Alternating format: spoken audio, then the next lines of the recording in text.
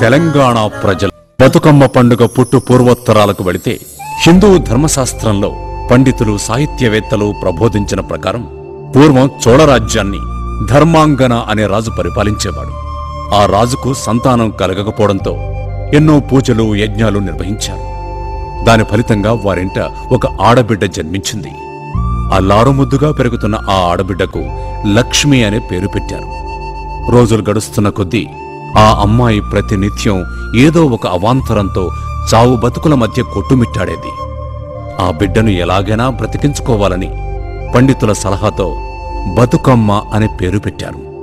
ఆ ఆడబిడ్డే బతుకమ్మగా ప్రాచుర్యం పొంది సుఖ సంతోషాలతో జీవించసాగింది. బతుకమ్మ అంటే తెలుగులో బతుకు అమ్మ అని అర్థం. అలా ప్రతి ఏడు బతుకమ్మ పండుగను ఆడపడుచులు ఘనంగా నిర్వహించడం ఆరంభమైంది. ఇలా బతుకమ్మ పుట్టు పూర్వోత్తరాల గురించి ఎన్నో కథలు ప్రాచుర్యంలో ఉన్నాయి. బతుకమ్మ పండుగ అంటేనే ప్రకృతి, మహిళ, పుష్పాలతో సమ్మిళితమైన ప్రకృతి పండుగ.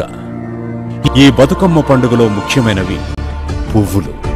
ప్రకృతి ఒడిలోంచి తంగేడు, గునుగు, మందార, ముత్యాల పువ్వుల్లాంటి వివిధ రకాలైన పుష్పాలను సేకరించి ఆ పువ్వుల్ని వరుసలుగా గోపురం ఆకారం వచ్చే విధంగా పేర్చి పసుపును ముద్దగా చేసి బతుకమ్మ శిఖరాన ఉంచి గౌరమ్మ తల్లిగా పూజించడంతో బతుకమ్మ కీర్తి విశ్వవ్యాప్తమైంది. సంప్రదాయక వస్త్రాలు ధరించి బతుకమ్మలతో మహిళలంతా ఒక్కచోట చేరి బతుకమ్మ పాటలు పాడుతూ చేతులతో లయబద్ధంగా శబ్దం చేస్తూ బతుకమ్మ చుట్టూ ప్రదక్షిణలు చేస్తారు.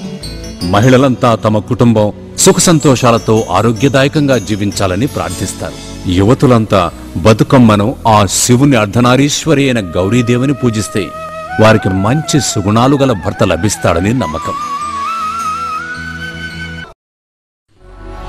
ఈ బతుకమ్మ పండుగలో మరో అద్భుత ఘట్టం బతుకమ్మ నిమజ్జనం. ప్రకృతి ఒడిలో పుట్టిన పువ్వుల్ని పూజించి తిరిగి ఆ ప్రకృతి ఒడి అయిన నీటిలో నిమజ్జనం చేయడమే ఈ పండుగ ప్రత్యేకత. ఆ ప్రకృతి పుష్పాలను నీటిలో నిమజ్జనం చేయడం ద్వారా ఆ నీటి శుద్ధికి కూడా పుష్పాలు దోహదపడతాయి.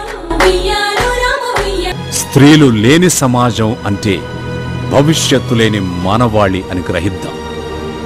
అందుకే స్త్రీని మన ఇలవేల్పు బతుకమ్మతో సమానంగా గౌరవించి ఆడవారిని పుట్టనిద్దాం, పెరగనిద్దాం, బతకనిద్దాం.